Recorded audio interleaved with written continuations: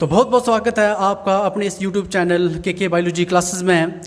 तो dear students, आज हम इस क्लास में पढ़ने जा रहे हैं ह्यूमन हार्ट का स्ट्रक्चर प्लस इसकी फंक्शनिंग, कि हमारे दिल का जो स्ट्रक्चर है वो कैसा होता है और ये काम कैसे करता है।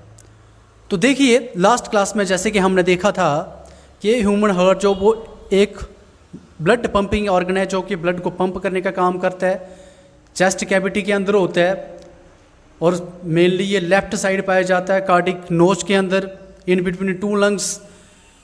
300 से लेके 400 ग्राम के बीच में इसका वेट होता है, रेडिश पिंक कलर का ये होता है वगैरह वगैरह। उसमें हमने लास्ट में एक लाइन जो पढ़ी थी वो ये पढ़ी थी लास्ट क्लास में कि ह्यूमन का हार्ट, मतलब ह्यूमन जो हम मैमल्स के अंदर आते हैं। मैमल्स वो वाले एनिमल्स होते हैं जो कि अपने बच्चों को जन्म देते हैं और प्लस उनको दूध पिलाते हैं। तो ह्यूमन बींग्स जो होते हैं वो मैमल्स की कैटेगरी में रखे हुए हैं। हम मैमल्स के अंदर आते हैं। मैमल्स, बर्ड्स जितने भी हैं और प्लस एक रेप्टाइल जिसका नाम है क्रोकोडाइल। ये 3 एनिमल्स ऐसे हैं अर्थ के ऊपर जिनका हार्ट जो है वो 4 चैम्बर्ड होता है। ठीक है, तो ह्यूमन का हार्ट जो 4 चैम्बर्ड है, ह्यूमन के हार्ट के जो 4 चैम्बर हैं उनके अपने सबसे पहले तो नाम याद करने हैं। तो 2 होते हैं आरिकल्स और 2 होते हैं वेंट्रिकल्स। अब आरिकल और वेंट्रिकल में क्या फ़र्क है वो आपको सामने यहाँ पे दिख रहा होगा कि आरिकल्स जो होते हैं वो हार्ट की अपर साइड में पाए जाते हैं और वेंट्रिकल्स लोअर साइड पे होते हैं। आरिकल ऊपर हैं और वेंट्रिकल नीचे हैं। ठीक है, अब आरिकल जो होते हैं वो साइज़ में थोड़े छोटे होते हैं और वेंट्रिकल थोड़े बड़े होते हैं। ये लार्ज होते हैं साइज़ में और ये थोड़े स्मॉल होते हैं साइज़ में। अब आरिकल का काम क्या होता है? आरिकल जो होते हैं वो खून को रिसीव करने का काम करते हैं। ये खून को अपनी ओर आने देते हैं और ये जो वेंट्रिकल्स हैं ये खून को पंप करते हैं, ब्लड को पंप करने का काम करते हैं। ये ब्लड को अपने से दूर भेजते हैं डिफरेंट बॉडी पार्ट्स तक। ठीक है जी। अब उसके बाद आपने याद रखना है कि यहाँ पे 4 चैम्बर हैं तो इनमें 4 वेल्व्स भी होती हैं। मतलब मान लो कि हमारे दिल के अंदर 4 कमरे हैं तो इनके 4 दरवाजे भी हैं। अब उन दरवाज़ों को यहाँ पे हम बोलते हैं वेल्व्स। ठीक है, तो अब उन 4 वेल्व्स के नाम आपने याद करने हैं। सबसे पहले तो आपको वेल्व का पता होना चाहिए। वेल्व्स काम क्या करती हैं? ये कुछ ऐसे स्ट्रक्चर होते हैं चैम्बर्स के बीच में जो कि ब्लड के बैकवर्ड फ्लो को प्रिवेंट करने का काम करते हैं। मतलब कि मान लो कि राइट आरिकल से खून अगर राइट वेंट्रिकल में आता है तो अब ये खून जो है वो राइट वेंट्रिकल से वापस पीछे ना जाए, इसका खास तौर पे ध्यान रखती हैं ये वेल्व्स जो होती हैं। ठीक है, ये कुछ फिंगर लाइक स्ट्रक्चर्स होते हैं जो कि फ्लेक्सिबल होते हैं और जो कि एक ही साइड ओपन होती हैं और ब्लड के बैकवर्ड फ्लो को होने से ये प्रिवेंट करती हैं। ठीक है, अब उसके बाद इस हार्ट के अंदर और क्या क्या होता है? तो इसके बाहर की जो मेम्ब्रेन है इसको बोलते हैं हम पेरिकार्डियम। ये बहुत ही प्यारी प्यारी होती है क्योंकि हमारा दिल इतना प्यारा होता है तो इसकी मेम्ब्रेन भी बड़ी प्यारी है ना, पेरिकार्डियम। पेरिकार्डियम इसकी मेम्ब्रेन का नाम है क्योंकि आपको जैसे कि स्टूडेंट्स पता होगा कि हमारे दिल के अंदर कौन सा मसल होता है? Cardiac muscle. तो कार्डिक वर्ड जो है वो हम दिल के लिए इस्तेमाल कर रहे हैं यहाँ पे, तभी इसकी मेम्ब्रेन का नाम है पेरिकार्डियम। ठीक है, अब ये मेम्ब्रेन जो होती है वो डबल लेयर्ड है। इसमें 2 लेयर्स हैं, एक आउटर और एक इनर। इस मेम्ब्रेन के अंदर जो है इन दोनों लेयरों के बीच में जो है वो कुछ फ्लूइड भरा रहता है। ये जो फ्लूइड है इसका नाम है पेरिकार्डियल फ्लूइड और ये बहुत ही ज़्यादा इंपॉर्टेंट है क्योंकि ये फ्रिक्शनलेस मूवमेंट प्रोवाइड करता है इस हमारे हार्ट को, कि हमारा हार्ट जो बिना किसी के टकरावे में आके आराम से इसके अंदर मूवमेंट चलती रहे। इसका खास तौर पे ध्यान रखती है कौन? ये पेरिकार्डियल फ्लूइड। ठीक है, ये भी आपने याद रखना है। अब क्या है कि इस दिल के अंदर एक आर्टरी जो हमारे शरीर की सबसे बड़ी आर्टरी है, आपको याद रखना है। आर्टरीज और बीन्स में क्या डिफरेंस है? अगर नहीं आता तो लास्ट जो वीडियोस थी हमारी डिस्क्रिप्शन में पड़ी हुई है, वहाँ से आप उसको देख सकते हो कि आर्टरीज जो होती हैं वो ऐसी नाड़ियाँ होती हैं हमारे शरीर की जो ऑक्सीजनेटेड ब्लड को ट्रांसपोर्ट करती हैं। लेकिन एक आर्टरी को छोड़ के एक आर्टरी जो है वो उल्टा काम करती है। मान लो कि 99 आर्टरीज की सोच है कि हम डूब के मरेंगी, लेकिन एक जो बोलती है कि मैं थोड़ा सा आपसे अलग काम करूंगी, मतलब कि वो डूबने में इंटरेस्ट नहीं रखती है, वो थोड़ा अलग काम करने में इंटरेस्ट रखती है। तो आर्टरीज मान लो कि 99 अगर ऑक्सीजनेटेड ब्लड को कैरी कर रही हैं, तो एक जो है वो उल्टे रास्ते पे चलती है, वो डीऑक्सीजनेटेड ब्लड को कैरी करती है, और उस आर्टरी का नाम है पल्मोनरी आर्टरी, और वो आर्टरी हमारे इस हार्ट के साथ अटैच होती है, यहाँ पे याद रखना अपना, ठीक है। अब सेम बीन्स जो होती हैं वो ऐसे खून को कैरी करती हैं जिसमें CO2 होती है, जिसको हम डीऑक्सीजनेटेड ब्लड बोलते हैं।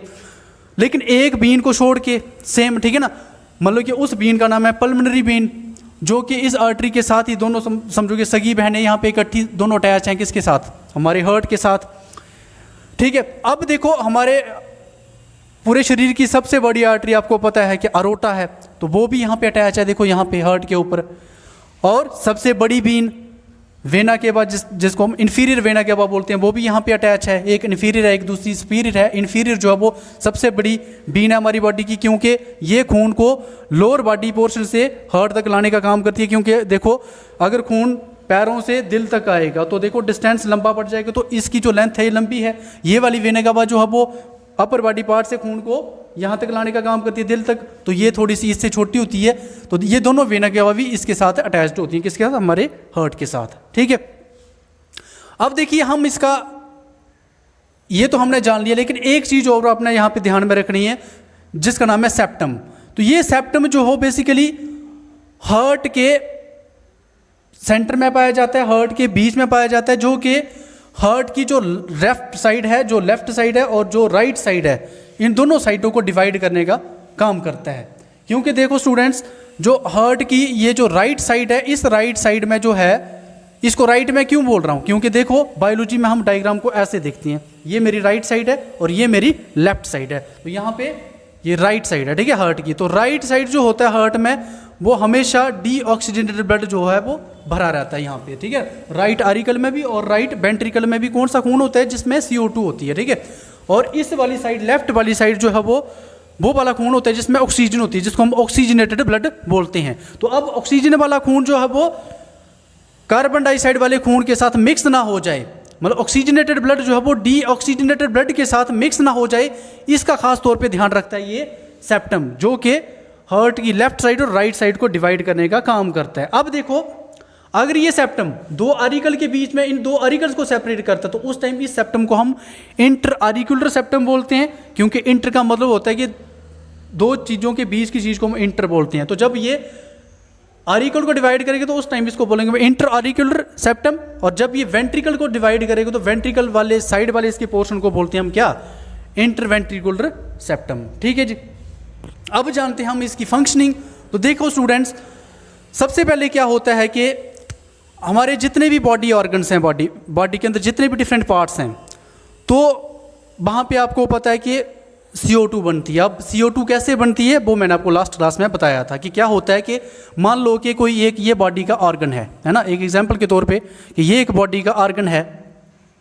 अब बॉडी के जो ऑर्गन होते हैं, आपको पता है कि ऑर्गन किसके बनते हैं, टिश्यूज़ के, और टिश्यू किसके बनते हैं, सेल्स के।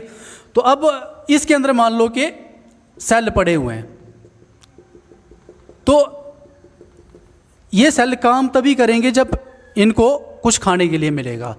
तो जब इनको खाना मिलता है, खाना कौन ला के देता है, ब्लड इनको ला के देता है। जब इनके सामने खाना रख दिया जाता है तो खाना थोड़े साइज़ में बड़ा होता है और ये बेचारे छोटे होते हैं, और उस खाने को ये तोड़ नहीं पाते हैं कि इनके सामने फूड तो रखा हुआ है, लेकिन ये चाहकर भी उस खाने को तोड़ नहीं पाते हैं। अब उस केस में ये हेल्प किससे मांगेंगे, ये अपने ब्लड से ही हेल्प मांगते हैं, और ब्लड इनके लिए ऑक्सीजन का बंदोबस्त करता है, ऑक्सीजन ला के इनको देता है, क्योंकि ऑक्सीजन वो एक ऐसी गैस है हमारी बॉडी में जो फूड को तोड़ने का काम करती है। तो ये ऑक्सीजन आती है इनके पास, और इसकी मदद से ये सेल जो हैं, जितने भी सेल हैं इस ऑर्गन के अंदर, वो खाने को तोड़ते हैं और आराम से फिर खाते हैं, और खाने के बाद उसको डाइजेस्ट करने के बाद वो बाहर एक गैस रिलीज़ करते हैं जिसको बोलते हैं हम CO2, प्लस थोड़ा पानी बाहर रिलीज़ करते हैं, और प्लस इनको बदले में मिल जाती है क्या, एनर्जी। एनर्जी मीन्स ATP, हमारे शरीर की एनर्जी ATP, ठीक है, एडिनोसिन ट्राइफॉस्फेट। तो इस एनर्जी को तो वो यूज़ कर लेते हैं, कोई भी उन्होंने लाइफ प्रोसेस करना है, कोई भी काम करना है, उसको करने के लिए वो एनर्जी का सहारा लेते हैं। एनर्जी के बिना तो कोई भी बंदा जो है वो काम कर नहीं सकता है, तो वो इस एनर्जी को यूज़ करते हैं अपना काम करने के लिए। लेकिन जो इनके पास ये CO2 और पानी बचता है, ये कहाँ जाता है, तो मैंने आपको लास्ट क्लास में बताया था कि पानी जो होता है वो ब्लड लेके जाता है किडनियों के पास, किडनियाँ इस पानी में बड़ी सारी चीज़ें और भी मिक्स करती हैं, जैसे कि यूरिया, यूरिक एसिड है ना, उनको मिक्स करके इस पानी का बना देती हैं पेशाब, और उस पेशाब को हम बॉडी से कर देते हैं एक्सक्रीट, रिमूव कर देते हैं बॉडी से। लेकिन ये जो CO2 है ये कहाँ जाती है? तो इसको ब्लड जो है वो अपने साथ उठा के ले जाता है और इसके घर में छोड़ के आता है, जहाँ से ये आती है, ठीक है ना, जहाँ पे इसने इसको जाना है, जहाँ पे इसको जाना चाहिए। तो अब जब ब्लड इसको उठा लेता तो वो हो जाता है कैसा? डीऑक्सीजनेटेड। अगर ये बॉडी का हमारा ऑर्गन अपर साइड है, ऊपर है, चेस्ट के ऊपर है, तो फिर वो खून जो है वो इसको उठा के इस रास्ते से एंट्री मारेगा, ठीक है, इस रास्ते से एंट्री मारेगा, दैट इज सुपीरियर वेना के वासे। और खून कैसा होगा? वो डीऑक्सीजनेटेड। क्यों? क्योंकि इसके अंदर CO2 है, ठीक है। अगर ये बॉडी का ऑर्गन लोअर पोर्शन पे है, मान लो कि हमारे बॉडी के नीचे वाले भाग में है, तो फिर वहां से जो खून है वो एंट्री मारेगा इस रास्ते से, ठीक है, किस रास्ते से? इंफीरियर वेना के वासे। अब खून जो है वो CO2 को उठा के ले जा रहा है। मसला तो ये है कि इस CO2 को हमने छोड़ना है कहाँ पे? इसके घर तक।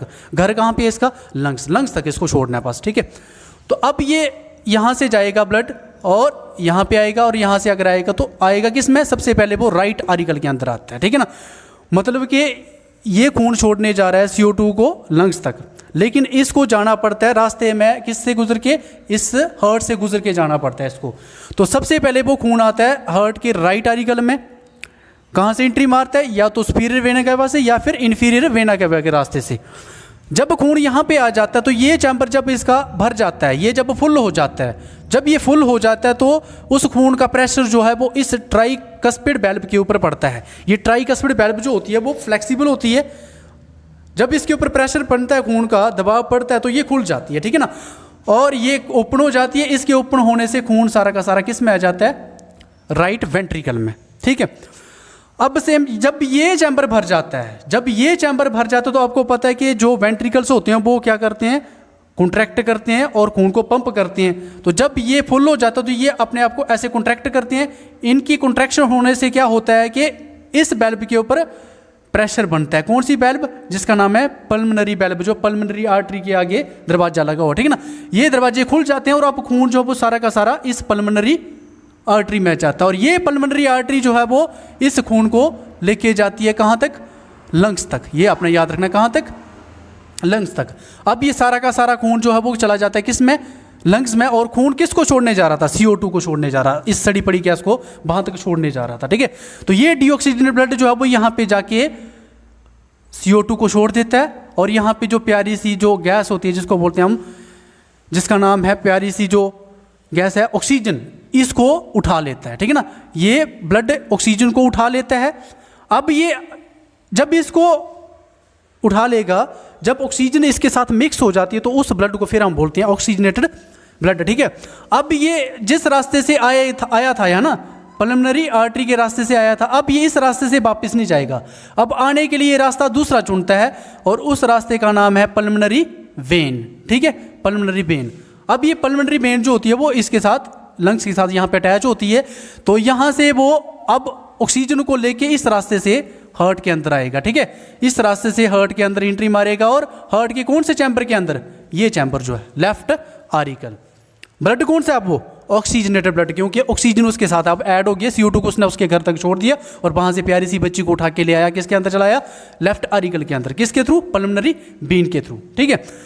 अब जब ये यहाँ पे खून पहुंचता है और ये जब फुल हो जाता है चैम्बर, तो सेम इस बाइकस्पिड वेल्व के ऊपर प्रेशर बनता है और ये ओपन हो जाती है।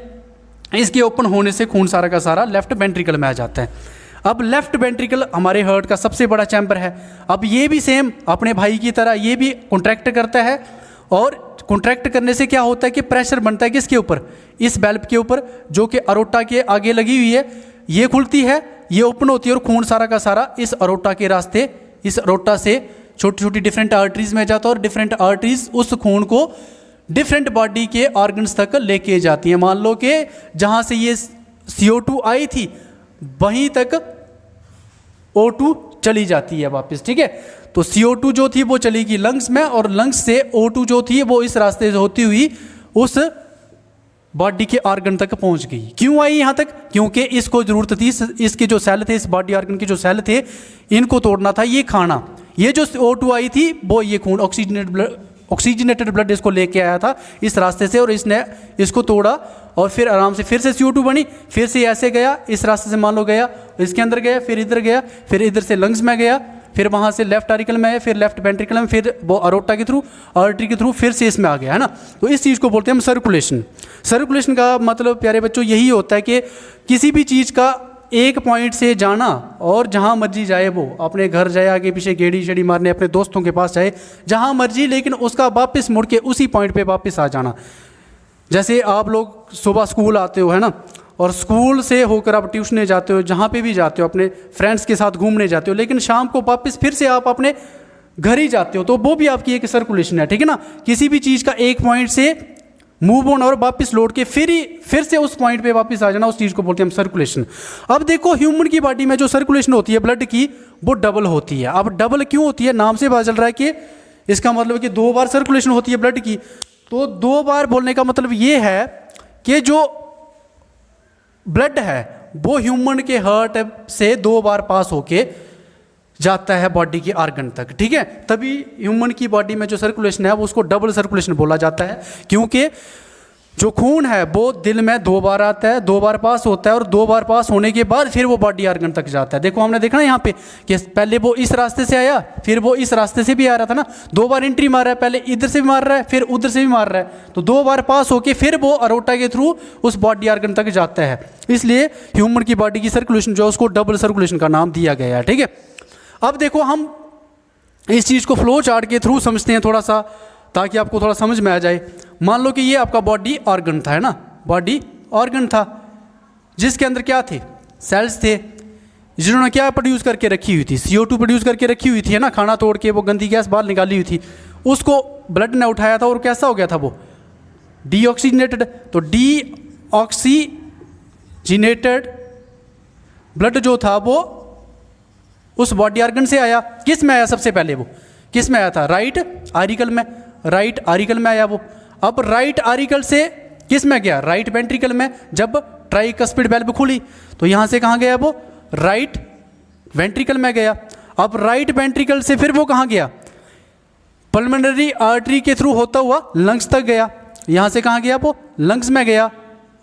अब लंग्स में क्या हुआ, वहाँ पे गैसेस का क्या हुआ, एक्सचेंज हुआ, गैसेस का एक्सचेंज हुआ, एक्सचेंज है ना, एक्सचेंज का मतलब फेर बदल हुआ। उसने क्या किया कि CO2 को वहाँ पे छोड़ दिया और ऑक्सीजन को उठा लिया, और कैसा बन गया, ऑक्सीजनेटेड। अब वो आएगा, है ना, लंग्स के बाद जब वापस आएगा तो वो किसको लेके आएगा, ऑक्सीजन को लेके, तो उसको बोलेंगे हम क्या, कैसा ब्लड है वो, ऑक्सीजनेटेड ब्लड, ऑक्सीजनेटेड ब्लड। अब ऑक्सीजनेटेड ब्लड जो है वो जब लंग्स से आता है तो आपको पता है किस में आता है वो, सबसे पहले लेफ्ट आरिकल में आता है। किस में आएगा वो, लेफ्ट आरिकल में आएगा वो।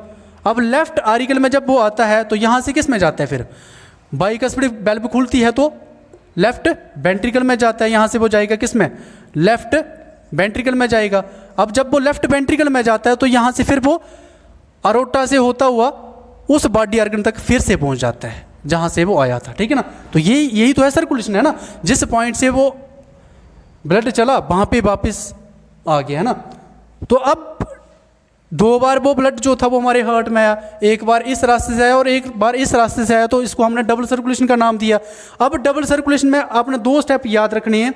एक जो है वो उसका नाम है पल्मोनरी सर्कुलेशन, दूसरे स्टेप को बोलते हैं हम सिस्टमिक सर्कुलेशन। तो पल्मोनरी और सिस्टमिक आपका यहाँ पे अप्लाई हो जाता है। देखो क्या कि ब्लड का कहाँ से, राइट वेंट्रिकल से ब्लड का कहाँ तक जाना, देखिए राइट वेंट्रिकल से इसका लेफ्ट आरिकल तक आना, राइट वेंट्रिकल से इसका लेफ्ट आरिकल तक आना, ठीक है। इस वाली सर्कुलेशन को बोलते हैं हम क्या, पल्मोनरी सर्कुलेशन, पल्मोनरी सर्कुलेशन, ठीक है। और अब लेफ्ट वेंट्रिकल से फिर से उसका कहाँ तक आना, लेफ्ट वेंट्रिकल से उसका बॉडी आर्गन से होते हुए फिर से उसका किस में आ जाना, लेफ्ट राइट आरिकल में आना। इस वाली सर्कुलेशन को बोलते हैं हम सिस्टमिक सर्कुलेशन, ठीक है। तो सिस्टमिक एंड पल्मोनरी सर्कुलेशन में क्या डिफरेंस देखा आपने कि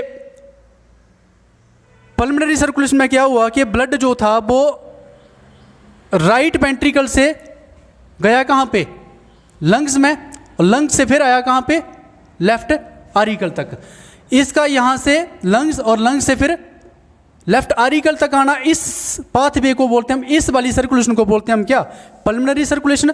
और फिर इसका यहाँ से यहाँ तक तो इसका खत्म हो गया, यहाँ से लेके यहाँ तक खत्म हो गया। अब यहाँ से स्टार्ट होना और फिर कहाँ, बॉडी ऑर्गन तक जाना, फिर बॉडी ऑर्गन से फिर से इस राइट आरिकल तक आना। इस वाले सफ़र को बोलते हैं हम क्या, इसको नाम देते हैं हम किसका, सिस्टमिक सर्कुलेशन का नाम।